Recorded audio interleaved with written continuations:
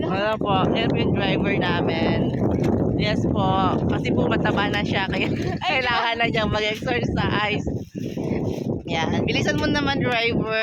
Oh my gosh, ang buntog-buntog. Ayun, look! What? Oh, there's the bird, and this is our bird.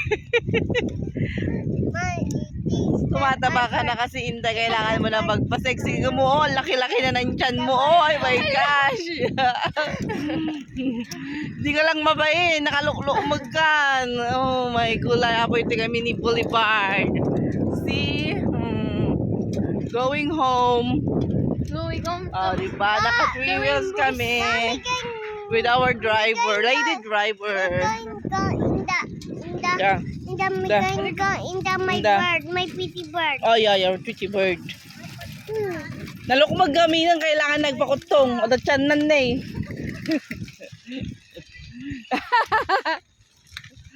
Galing ko na, nagpagsabi sa iya. Yay! Go sa niya. Kailangan mo dahil sa Mexica because you're getting fat. Not like me, so sexy. Oops, so sexy. Yeah, may problema, bro. Kaya ka problema. Pero dyan, okay ka lang, okay ka lang.